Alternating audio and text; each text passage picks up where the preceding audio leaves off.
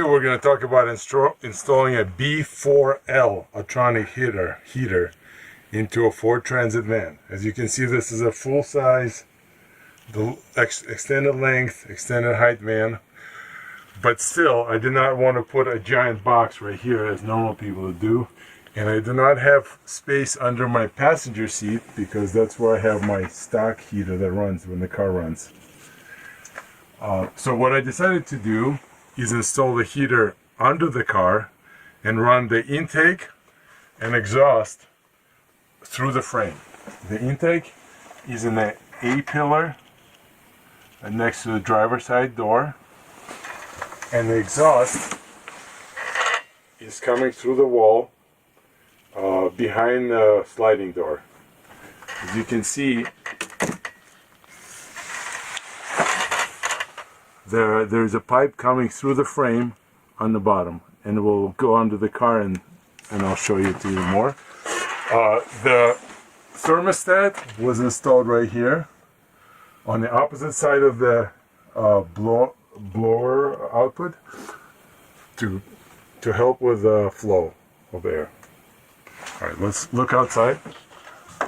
The fuel pump is installed into the frame.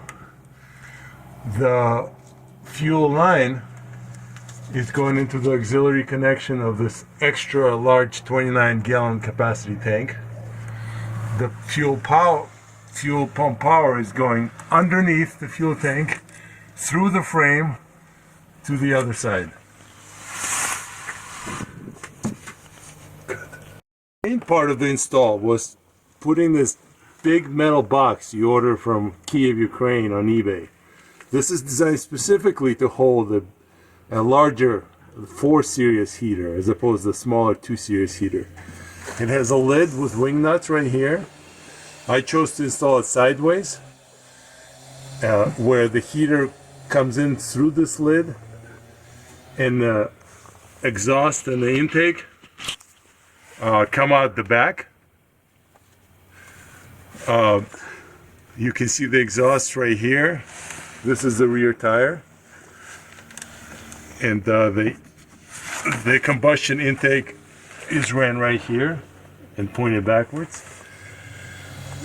This is a very large 4-inch 90mm output of the heater.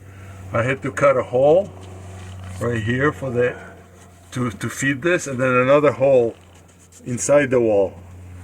So 2 holes through the frame right here for this. The air intake, the cold air intake, follows this 3-inch pipe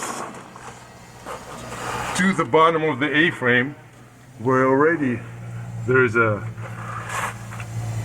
already an opening, but I still had to cut several holes in the frame to get it to come out on top behind the passenger side door.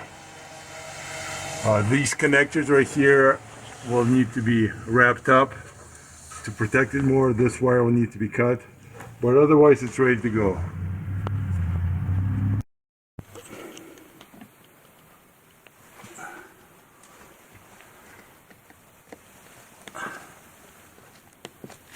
Set it to 70 degrees, 30 minutes.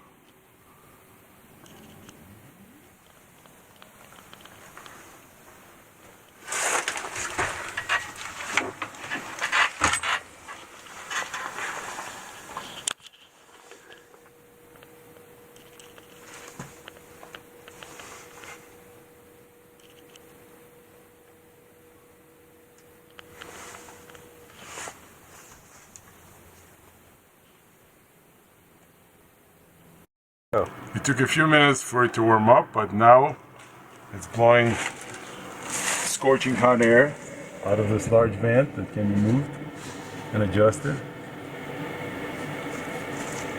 One more thing, the power was connected at the auxiliary port. As you can see, the red wire next to the driver's side left post. Thank you for watching. Leave comments under the video.